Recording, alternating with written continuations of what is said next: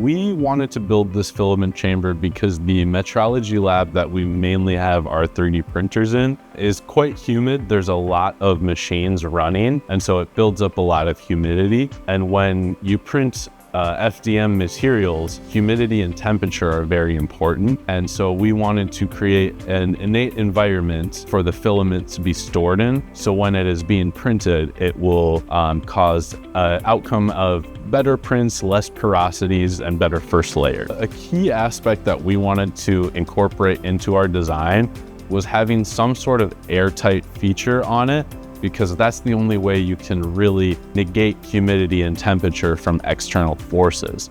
And so we started with a brainstorming meeting of what do we want to incorporate into our model, what's going to be hard to incorporate, what are our wants versus our needs, and learning to kind of design around both of those aspects there. Once we finished that brainstorming, we then went on to our sketches, our just thumbnail sketches, nothing too crazy.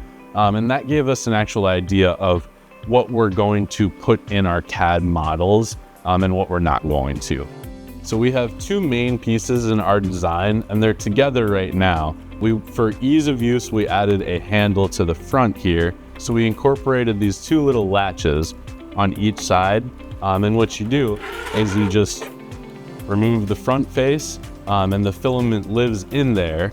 And then on the other side, we actually have a humidity sensor built in, and it's just a one-way design. And so it's only taking the reading from the inside of this chamber and not the outside. With that, on this under portion here, we have some desiccant beads that actually really help with the overall keeping it stable in one humid environment there. From this project, I think as much as I was frustrated by the experience of that scope creep and those suggestions, I think that was by far the best learning experience I could have had. I'm pretty happy with it. I think my partner is too. We came up with a really cool design, and the normal humidity in this room is around, I think, like 75 to 80%, which is pretty high.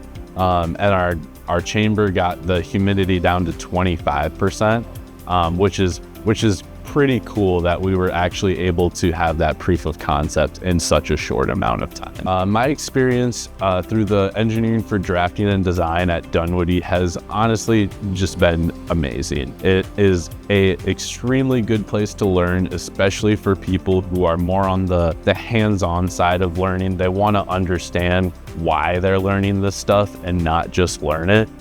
This is the place for you.